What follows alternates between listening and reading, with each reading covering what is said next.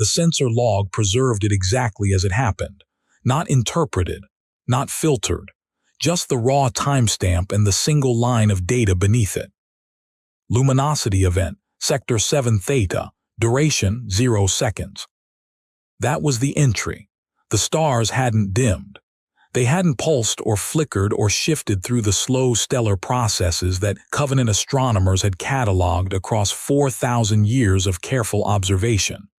They had simply, in the time it took a Covenant instrument to complete one measurement cycle, stopped being there. Fleet Commander Vethsaris read the log 3 times before calling anyone. The Armada had entered what the Covenant officially designated the contested fringe, a polite bureaucratic name for the ragged boundary where human-claimed space began, and where, more relevantly, every other civilization's proper cartography ended. The charts here were imprecise. Landmark stars used for navigation were cataloged by human designations. The Covenant translation matrices still hadn't fully standardized. The humans called one particularly bright navigational anchor Polaris. The Covenant stellar registry listed it as reference point 7 Theta Primary, a yellow-white main sequence star, magnitude stable, no anomalies recorded in 12 years of passive monitoring. 12 years ago was the last time any Covenant vessel had been this close to human space. Vethsaris pulled the sensor log again. Reference point 7 Theta Primary. Magnitude 0, not 0 as in faint, 0 as in absent. The star was still there. Follow-up thermal imaging confirmed mass, confirmed fusion output, confirmed every property of a living star, but its light had simply ceased to reach the Armada. Navigation, Vethsaris said, keeping her voice flat and professional. Confirm our position relative to the human boundary. Confirmed, Fleet Commander. We are 0.3 light minutes inside the designated contact zone. 0.3 light minutes, less than 6 million kilometers, a trivial distance by any interstellar standard. The star's light had not been gone long enough for the Armada to have caused it. Physics didn't bend that way. Whatever had happened to that light had happened before the Armada crossed the boundary. Someone had known they were coming. Vethsaris did not say that out loud. She was too careful a commander to introduce a thought like that into the bridge before she understood it. Instead, she turned to her senior analyst, a young Covenant officer named Pelith whose antennae betrayed his anxiety by curling inward at the tips, and she said, simply, "What do we know about human stellar manipulation technology?" Pelith's antennae curled tighter. "We know they don't have any." "What do we know about their sensor range at this distance?" Based on their last demonstrated technology profiles, approximately 0.1 light minutes, they should not be able to detect us at our current position. Vethsaris looked at the blank space in her sensor data, where a star used to be. "Update that assumption," she said. The Galactic Covenant Armada had not come to wage war. This distinction was important to Vethsaris personally, and she had made it the opening clause of every briefing document she'd submitted for the past 8 months, ever since the Council had approved the mission designation. They were here to deliver an ultimatum, which was a different thing entirely. Ultimatums were a form of communication. The Armada was the punctuation. 312 warships, 47 support vessels. The combined displacement tonnage of the fleet exceeded the total manufacturing output humanity had achieved in its first century of space travel.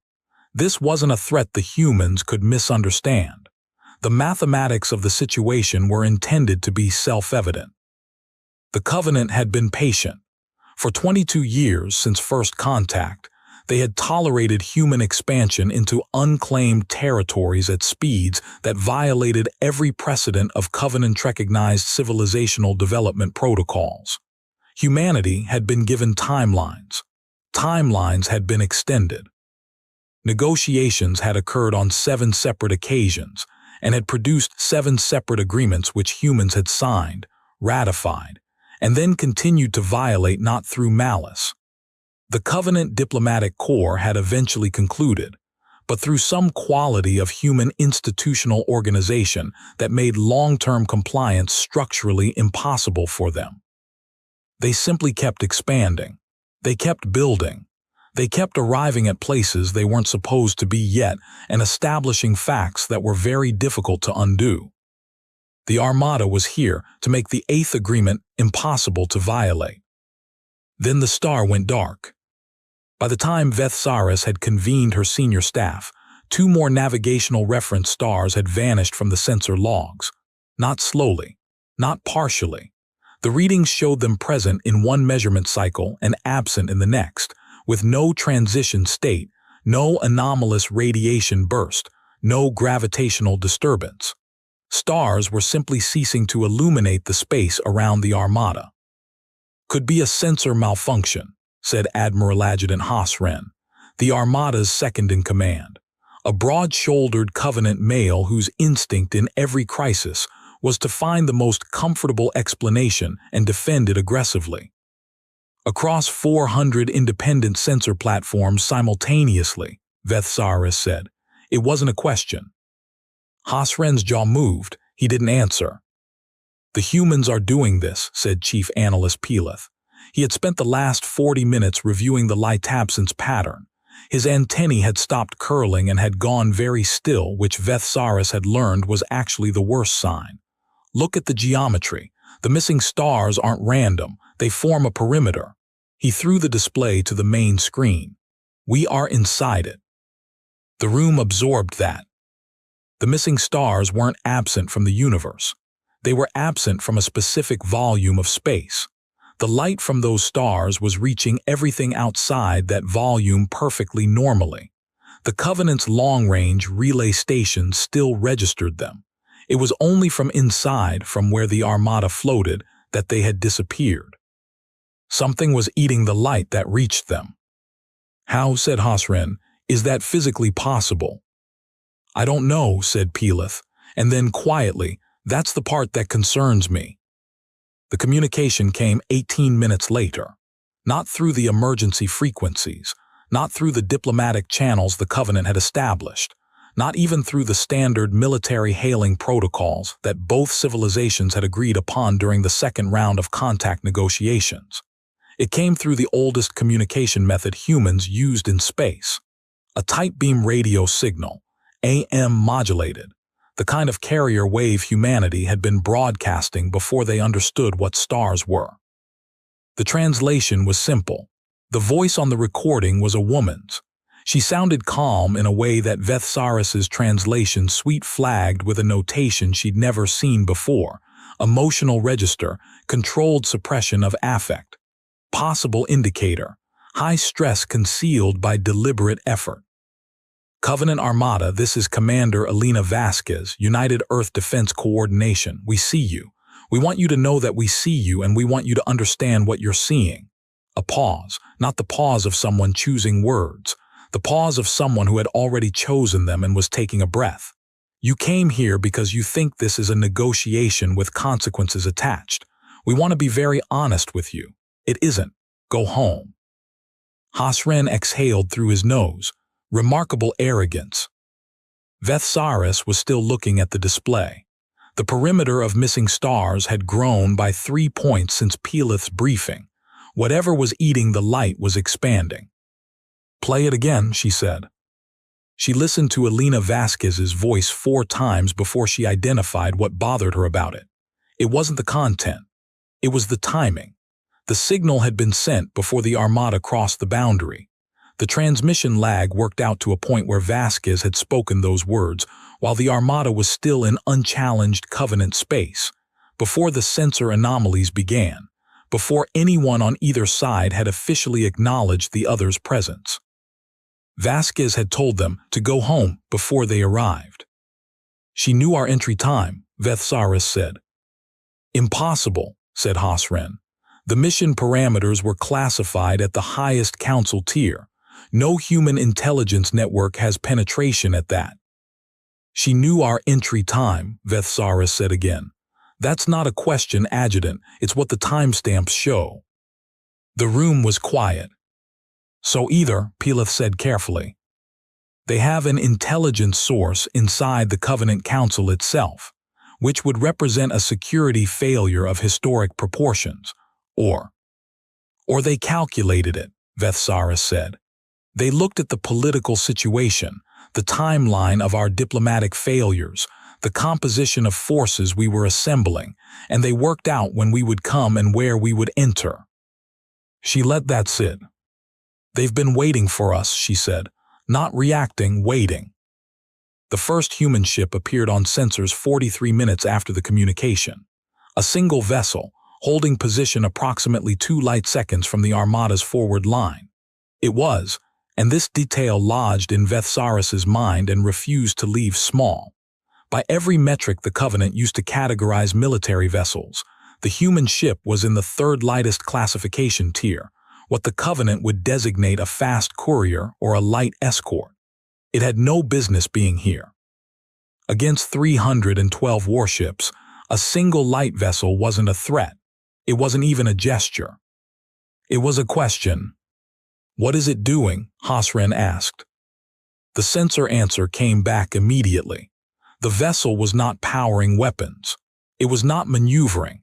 It was broadcasting, not communications, but something the Covenant's signal analysts needed 11 minutes to identify, because they had never encountered it in a military context before. Music. The human ship was playing music into the void. A single instrument, something the translation database identified as a cello asterisk, a resonating string device, playing a slow, repeating melody that the Covenant's cultural linguistics specialist described in her report as structured, mournful, and deliberate. The pattern suggests a piece designed to be listened to completely, not as background sound. "Is this a distress signal?" Hasren demanded. "Some kind of coded communication?" "We've run it against every known human cipher and communication protocol," the signal analyst said. "It's just music." "Nothing humans do in a military context is just anything," Vethsaris said. She stared at the small vessel on the display. "They want us to listen. They want us to wait." She paused. "Why do they want us to wait?" That was the question that changed everything, though she didn't know it yet. Back in the Covenant's records, the classified files, not the diplomatic summaries, there were accounts from the researchers who had studied humanity in the years following first contact, before the expansion disputes had hardened into the current crisis. One cultural analyst, a Covenant academic named Soreth Vale, had written a report that the Council had largely ignored because its conclusions were considered excessively subjective for policy purposes. Vethsaris had read it during the mission briefing period. One paragraph had stayed with her. "What distinguishes human strategic behavior from every other tool-using species, the Covenant has documented, is the following. Humans do not negotiate from what they have. They negotiate from what you fear they might do. They have developed, across their entire recorded military and diplomatic history, a profound and apparently instinctive understanding that the most powerful position in any conflict is the one where your opponent's imagination is working against them. Humans create uncertainty deliberately. They then allow that uncertainty to compound. They are extraordinarily comfortable existing inside ambiguity. We are not. This asymmetry has never fully been addressed in any of our 7 formal negotiation rounds, and I believe this oversight will eventually become critical." The Council had filed it as interesting but inconclusive. The report date was 9 years ago. Soreth Vale had retired from academic service the following year. Vethsaris was thinking about that paragraph when her sensors reported the next development. The stars were coming back. Not all of them, not quickly, but at the edge of the perimeter, the 3 reference stars that had vanished first were gradually, slowly returning, their light filtering back into the sensor ranges as though something that had been blocking it was withdrawing. "It's ending," Hasren said, and something in his voice relaxed. "Whatever they were doing, they're stopping." "They're showing us they can stop," Peleth said. He looked at Vethsaris. "That's different." She nodded, because she'd understood it before he'd said it. This was the demonstration phase. The technology, whatever it was, however it worked, at whatever cost it ran, had just been switched on and then switched off, not because the humans were done using it, but because they wanted the Armada to see both states. Here is darkness. Here is light. We control which one you experience. And the small ship with the cello was still out there, still playing. Open a channel to the human vessel, Vethsaris said. Commander Vasquez. Vethsaris kept her voice measured. I am Fleet Commander Vethsaris of the Covenant Armada. You have demonstrated a capability we did not know you possessed. I am asking you, directly and officially, to explain what we have observed. The response came back in 11 seconds, barely accounting for transmission lag, which meant Vasquez had been waiting at the communication console. Ready, expecting this exact question. Call it a shadow, Vasquez said. It's not complicated. Light is a wave. You can interfere with waves. We've been developing the application for about 6 years. The perimeter you detected is roughly 4 light minutes in radius. At full deployment, we can expand it. Another one of those controlled pauses. We can make your entire fleet invisible to the rest of the galaxy. No light in, no light out. You would effectively cease to exist from the perspective of anyone not inside the shadow with you. Hasren's hand moved toward his weapons console. Vethsaris stopped him with a look. And what, she said, would be the purpose of doing that? None, Vasquez said. That's the point. We're not going to do it. We're showing you we could. There's a distinction, a beat. Just like you came here to show us your 312 ships, you weren't going to use them. You were showing us you could. The silence on the Covenant bridge was the kind that has weight to it.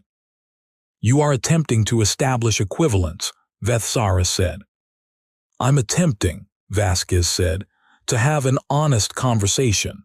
For the first time in 8 rounds of negotiation, I would like to talk about what's actually happening here.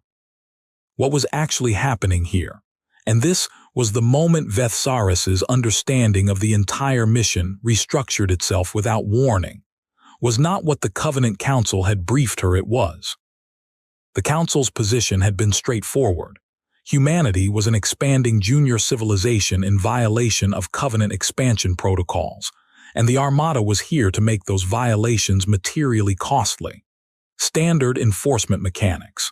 The Covenant had done this 11 times in the past 4 centuries with 11 different developing civilizations, and the result had always been the same: adjustment, compliance, integration into the Covenant framework.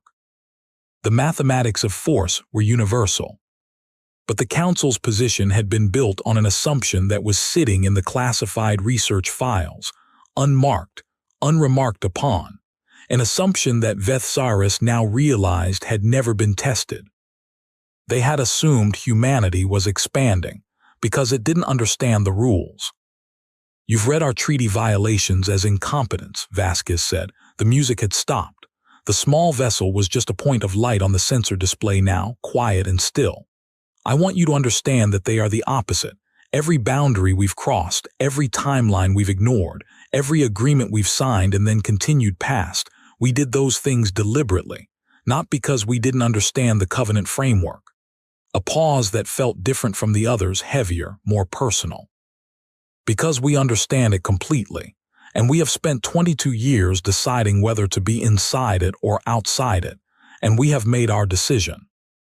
Vethsaris felt something shift in her chest that she didn't have a ready clinical name for. You were evaluating us. We were evaluating everyone, Vasquez said. The Covenant, the Hegemony, the Meridian Compact, every major galactic power that was going to have an opinion about where humanity goes and how fast. Her voice was still calm, still suppressed, but something was moving underneath it now. We have 42 active colony systems. In the next 12 years, we will have 90. In the next 30 years, probably 200. We looked at the Covenant framework and we asked ourselves a very specific question. Is this a system that protects us, or is this a system that controls us? And your conclusion, Vethsaris asked. She already knew. But she asked anyway because the answer needed to be on the record. Our conclusion, Vasquez said, is that we built our first colony ship before the Covenant found us. We didn't ask permission. We're not going to start asking now. There were 40 minutes of silence after that transmission. Vethsaris used them. She pulled every intelligence file the Covenant had on human military development. She had read summaries. She had not, until now, read the underlying data, because the mission briefing had made the summaries seem sufficient. She read the underlying data now, and when she reached the section on human shipbuilding capacity, not what they had built, but what their current construction rate implied they were capable of building, she stopped. She called Pelith. These projections, she said, the shipbuilding numbers. Yes, he said immediately, which meant he'd already found it. Were these in the mission briefing? The summary stated that human military capacity was developing, but non-threatening for a projected period of 15 to 20 years. That's not what the underlying data says. No, Pelith said, it isn't. He was quiet for a moment. Fleet Commander, if the underlying projections are correct, not the summaries, the projections, then in 11 years, human shipbuilding output will exceed Covenant military production capacity. Not match, exceed. Vethsaris looked at the display. 312 warships, the most powerful armada the Covenant had assembled in 2 centuries. Then why are we still bigger? She said, half to herself. Because they haven't finished, Pelith said. They've been building for 11 years. They have 11 more years of acceleration ahead of them. We aren't seeing their fleet, Fleet Commander. We're seeing their fleet as it was being constructed when someone had to decide whether to send us. She understood then. The decision to send the Armada had been made 18 months ago. The intelligence assessment it was based on had been compiled 8 months before that. 2.5 years of human construction, invisible to the Armada because no one had looked at the underlying data. Where are their ships? She asked. Pelith didn't answer, which was its own answer. Commander Vasquez, Vethsaris said, opening the channel again. I have one question, not diplomatic, personal. A pause, go ahead. The light manipulation, the shadow technology, the music you broadcast before we made contact. She chose her words carefully. None of that was about threatening us. None of it was about demonstrating capability in the traditional military sense. She stopped, started again. You wanted us afraid, not of the technology, of what we didn't understand. A long pause from Vasquez's end. You're perceptive, Vasquez finally said. The fear wasn't the weapon, Vethsaris said. Our imagination was. Yes. So tell me, Vethsaris said, and she could hear the flatness in her own voice that meant she was working very hard to stay controlled. Was any of it real? The shadow, the perimeter, the capability you described? And here Alina Vasquez did something Vethsaris had not expected. She laughed. Not a long laugh. A short, quiet sound, almost sad at its edges. The shadow is real, Vasquez said. It cost us 6 years and more money than I'm cleared to tell you. It works exactly the way I described. A pause. The part that isn't real is the radius I gave you. It's not 4 light minutes. It's about 1/4 of a light minute, big enough to cover us, not big enough to cover you. Another pause. But you didn't know that when I told you. Vethsaris sat with that for a moment. You lied about the size. I gave you a number, Vasquez said. You chose to believe it. The second human ship appeared 6 hours later. Then the third. They didn't appear on approach vectors. They appeared as if they had been there the entire time, simply undetected. The Covenant sensor teams ran diagnostic after diagnostic trying to explain how 3 human vessels had held position within the Armada's sensor range without being registered. The answer, when it came from Pelith's team, was not reassuring. They weren't invisible, Pelith said. They were broadcasting false readings. Each ship was projecting a sensor signature that matched the surrounding stellar background. It's not an advanced stealth system. It's a very clever mimicry of stellar radiation patterns. He pulled up the comparison. It wouldn't work against a focused scan, But we weren't running focused scans. We were running wideband passive surveys. We were looking for ships. They looked like stars. They hid as stars, Hasren said. They hid as the stellar environment, Pelith corrected. There's a difference. They understood how our sensors process background radiation, and they adjusted to match it. Someone studied our sensor protocols in detail and then built a countermeasure. When did humans gain access to Covenant sensor protocols? The silence was long. We don't know, Pelith said. We don't know how long they've had them. We don't know how many of their ships are currently configured this way. We don't know. He stopped himself. He looked at Vethsaris. We don't know how many ships are out there right now, Fleet Commander. That question, the number Vethsaris couldn't answer, settled into the room like a pressure change. Every officer on the bridge felt it.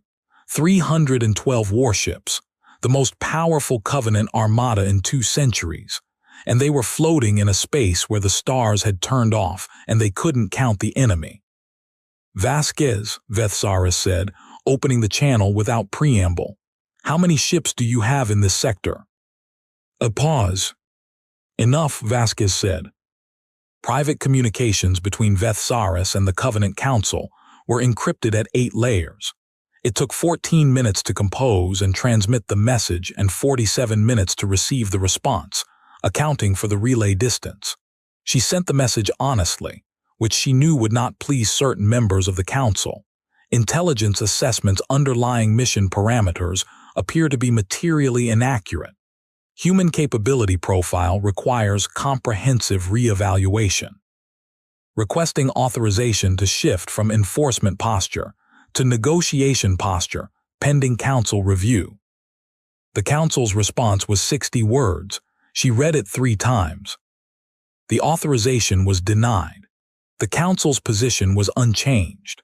The Armada was to proceed with the original mission parameters.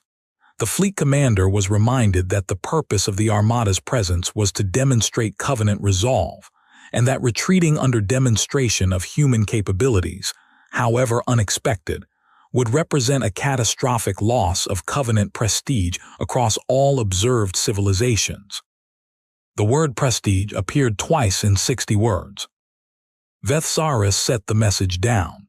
She looked at her display, at the 3 human ships that had been hiding as stars, at the dark space where navigational reference points had been, at the small, quiet vessel that had played music into the void.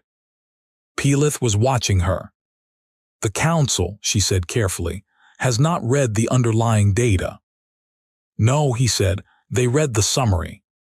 She was quiet for a moment. Outside, through the viewport, the stars were back, all of them, the shadow withdrawn, the human demonstration complete. Everything looked normal. Everything looked exactly as it had before the Armada crossed the boundary. They don't know we can't find the rest of their fleet, she said. No. They don't know about the sensor mimicry. No. She pressed her fingertips together, a Covenant gesture for precise thinking. Pelith.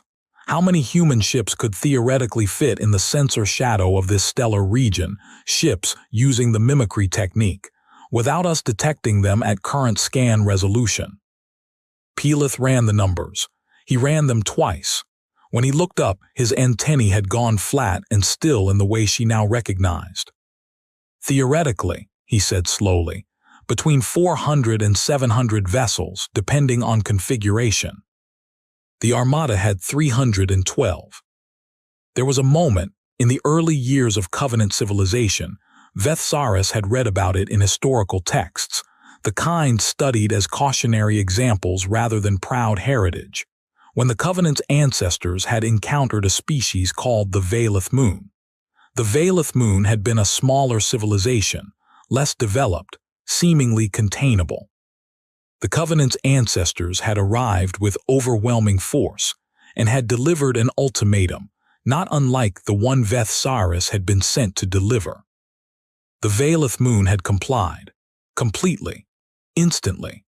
They had agreed to every term, signed every document, and then, over the following 40 years, had found 11,000 small ways to reconstruct everything they'd agreed to abandon, through methods so quiet and incremental that no single action had ever crossed the threshold requiring intervention.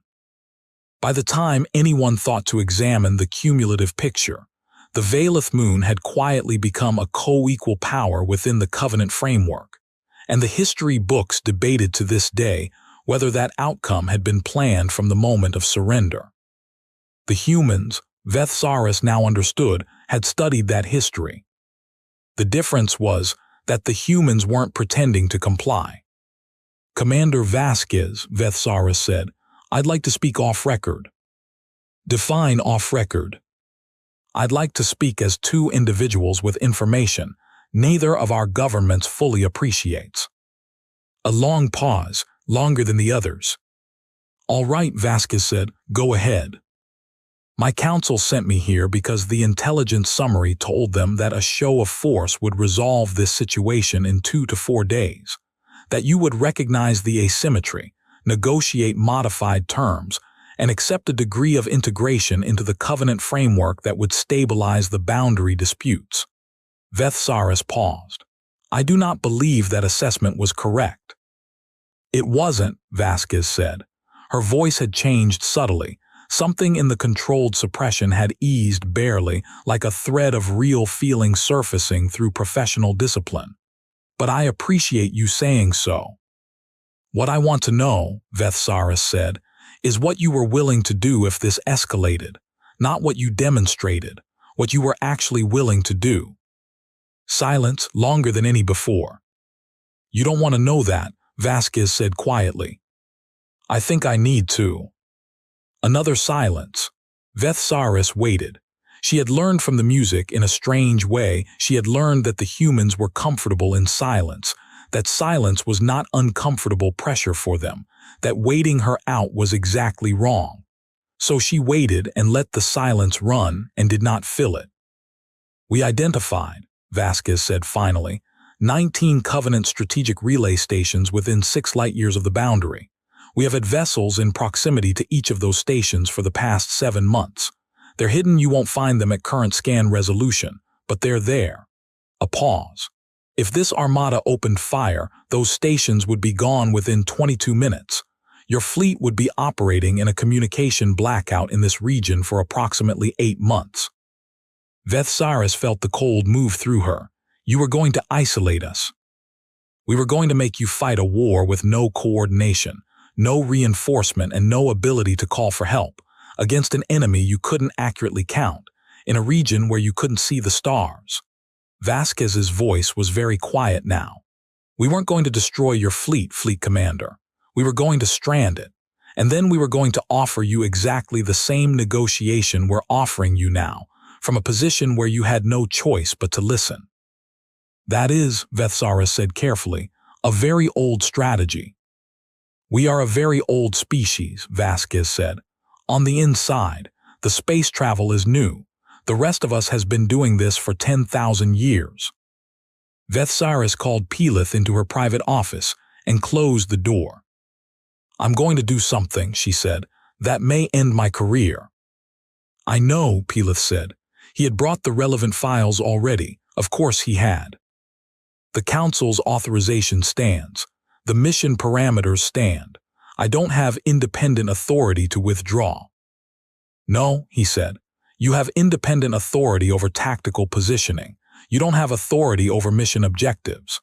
He set the files on the table between them. "If you reposition the fleet, the Council will question the tactical necessity. If you simultaneously transmit a comprehensive intelligence reevaluation, the underlying data, the sensor mimicry findings, the relay station exposure, the shipbuilding projections, you are not defying orders. You are providing the information necessary for the Council to make an informed decision. In the time it takes them to review and respond, the fleet will have repositioned." "Yes," Pelith said. "And repositioning will take approximately 19 hours. "Yes." "During which time we are no longer inside the contested boundary." "Technically," Pelith said carefully, "we will be outside it." They looked at each other. If the Council determines upon review that the original mission parameters were sound, Vethsaris said, I will face a tribunal. Yes, Pelith said, you will, almost certainly. He paused. Fleet Commander in the underlying data, the shipbuilding projections. There is something else I didn't mention in the briefing because I hadn't fully processed the implication. She waited. The projection data is based on observed human construction rates, he said, but the construction rates have been accelerating. The curve isn't linear, and the acceleration began approximately 22 months ago. He met her eyes. 22 months ago is when the Council voted to approve this mission. The room was very still. They knew, Vethsaris said. They knew the decision was made. Before we did, Pelith said, or shortly after, either they have the same intelligence source inside our council that we were afraid they might have. He stopped. Or they simply watched our political behavior patterns and calculated the decision from the outside, the same way they knew our entry time. They've been reading us, Vethsaris said, our political cycles, our institutional behaviors, our decision patterns, and they've been building to the conclusion. For 22 years, Pelith said quietly, since first contact. She stood up. The repositioning order went out to the fleet at local time 300, when the bridge crew was at minimum staffing, and the decision would travel through the fewest sets of eyes before implementation. The intelligence reevaluation package went to the Council simultaneously. It was 600 pages. It contained everything. The music ship, the small human vessel with the cello, had been silent for 9 hours when Vethsaris opened the communication channel one final time. We're leaving, she said. This isn't surrender and it isn't compliance with your ultimatum. We are repositioning pending a council review of mission parameters. I expect it will result in a new negotiation round. The 8th, Vasquez said. No, Vethsaris said. I think if my package reaches the right people, it will result in something different, something that doesn't have a number yet. A pause. What changed your mind? Vasquez asked, not aggressively, genuinely. The controlled suppression had dropped further. There was something nearly human in the question, and Vethsaris recognized that she was hearing Elena Vasquez, not Commander Vasquez, for the first time. I read the underlying data, Vethsaris said. I should have done it before we left. Most people read summaries, Vasquez said. Yes, Vethsaris said. I noticed that you didn't. A long pause. The shadow technology, Vasquez said. The real radius. I told you we lied about the size. You did. We lied about something else too, a breath. It's not 6 years old. We've had it for 3. We spent the other 3 years deciding whether to tell you about it at all. A pause. We almost didn't. There was a very significant internal debate about whether demonstrating it would help or destroy what we were trying to accomplish. Vethsaris let this settle. What were you trying to accomplish? Exactly what's happening right now, Vasquez said. You leaving, not because we scared you into it, because someone on your side read the data and made a decision that was smarter than the orders they'd been given. Another pause, and this one carried something that Vethsaris's translation matrix flagged as exhaustion, not tiredness, something older. We can't fight you, not yet. In 11 years maybe, but not now. So everything we did out here was designed to buy 11 years without a war that we would lose. You gambled, Vethsaris said. We calculated, Vasquez said, and then we gambled. It's what we do. The Armada cleared the contested boundary at 1847 hours. The stars came back all at once, all of them, every reference point, every navigational anchor, the full field of light that had briefly, impossibly been taken away.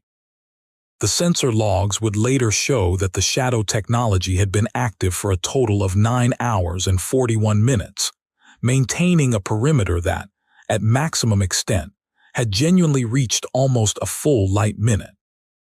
Not 4, but not a quarter either. Vasquez had told the truth in the middle while lying at both ends, and the number she'd given first had been the one that stuck. Pilith found that detail professionally impressive in a way he didn't know how to categorize. The relay stations, 19 of them within 6 light-years of the boundary, were scanned at high resolution during the withdrawal. 11 of them showed trace evidence of an unidentified sensor signature in their vicinity. The other 8 were clean. Whether the other 8 were genuinely clean, or whether those human vessels were better at hiding, was a question the Covenant's Intelligence Division would spend the next 4 years attempting to answer. They never did. The Council Tribunal lasted 6 days. Vethsaris represented herself. She brought the underlying data. She brought the projections. She brought the sensor mimicry analysis, the relay station exposure findings, the timeline of human construction acceleration, the translation of Elena Vasquez's communications with the suppression of affect notations attached. On the 4th day, one of the senior council members, an elder named Vorith San who had held his seat for 31 years, asked a question that caused the chamber to fall silent. In your assessment, Fleet Commander, if the Armada had not withdrawn, if we had proceeded with the original mission parameters and forced the confrontation, what would have happened? Vethsaris looked at him for a moment. We would have won, she said. The initial engagement. We have the superior numbers and the superior firepower, and at current human development, the outcome of a direct military confrontation is not in question. She paused. But winning the engagement would have taken months. During those months, 19 relay stations would have been destroyed in the first hours. We would have been fighting without communication, without coordination, without reinforcement against an enemy whose full numbers we could not determine. In space they had spent 7 months preparing. We would have won, but we would have lost ships, many ships. And whatever we won, we would not have been able to hold, because 11 years from now, we could not have held anything against what they are building. Vorith Sayan was quiet for a moment, and the human commander, Vasquez, if she had known we were going to fight, not withdraw, what would she have done? Vethsaris had thought about this for a long time. She would have stayed on that ship, she said, broadcasting music until the first shot was fired. The elder blinked. Why? Because she was buying time, Vethsaris said. Every minute the situation remained unresolved was a minute we might make the decision she needed us to make. She was not stalling. She was creating space for intelligence over instinct. She paused. Every commander in a strong position wants to fight. She had us in a strong position, and she spent 9 hours and 41 minutes refusing to pull the trigger, because pulling the trigger ends the space where a better outcome is possible. She looked at Vorith Sayan. That kind of restraint is very difficult, especially when you're afraid. She paused once more, and she was afraid. The translation flagged it. She was afraid the entire time, and she did not let it move her. The council voted to acquit on the 5th day and to commission a full review of human intelligence assessments on the 6th. Pilith was assigned to lead it. He would spend the next 3 years discovering things about humanity that would, in his own words, prevent him from sleeping properly for the remainder of his career. He never told Vethsaris what the worst discovery was.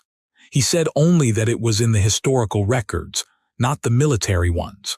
Something the humans had done to themselves, to their own people, on their own world, long before they reached the stars, that had made them capable of a kind of endurance that the Covenant's psychological frameworks had no clinical category for. She asked him once directly, "Tell me." He looked at her with his antennae flat and still and said, "They survived themselves, before us, before any of this. They were their own worst enemy for 10,000 years and they didn't stop. They hurt each other in ways that we don't have language for and they kept going. And somewhere in that, in surviving themselves, they became something we don't have a word for either." He was quiet. The closest translation I can find is stubbornly unkillable asterisk, but that's not quite right. Because being hard to kill implies the killing is the point, For them, the killing was never the point. He stopped.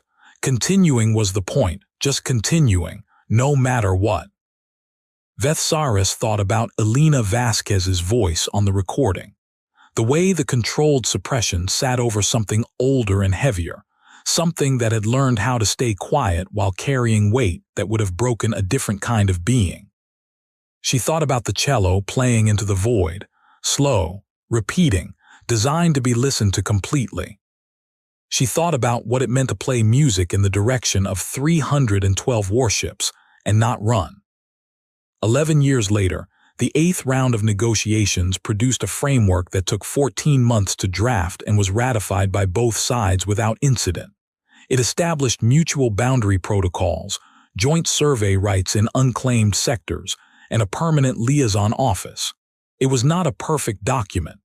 Both sides had economists and strategists who found specific clauses unacceptable. Both sides signed anyway. Elena Vasquez attended the signing ceremony in her capacity as Director of Human Diplomatic Security, a position that hadn't existed when the Armada crossed the boundary. She was older now. The controlled suppression was still there in her voice, but it sat differently, less like armor, more like habit. Vethsaris attended as the Covenant's senior liaison to the negotiating commission. They met once, privately, the evening before the signing, over a drink that Vasquez had brought from Earth, a dark liquid called bourbon that she poured into 2 glasses and set one in front of Vethsaris without asking. They talked for 2 hours about things that wouldn't appear in any official record. Near the end, Vethsaris asked the question she'd been holding for 11 years. The music, she said, the cello, what was the piece? Vasquez smiled. It was a tired smile, the kind that has come through something. Elgar's cello concerto. It was written on Earth about 300 years ago by a man who had just survived a war that killed 17 million people. He wrote it afterward, about what comes after. She looked at her glass. About the fact that there is an afterward. Vethsaris sat with that. You chose it deliberately, she said. Every choice we made out there was deliberate, Vasquez said. The music, the timing, the lies we told, the truths we told, all of it. She paused. But that one was also just the right piece. For what we were doing, for what we were asking you to let us keep being. What were you asking us to let you keep being? Vasquez looked at her. The controlled suppression was fully gone now, just for a moment. What was underneath it was not what Vethsaris had expected. It was not hardness, not defiance, not the cold, strategic intelligence that had spent 7 months preparing a trap built entirely of uncertainty and light and music. It was something exhausted and undefeated in equal measure, something that had looked at the end of itself, the real possibility of the end, and had kept playing. Unfinished, Vasquez said. We were asking you to let us stay unfinished.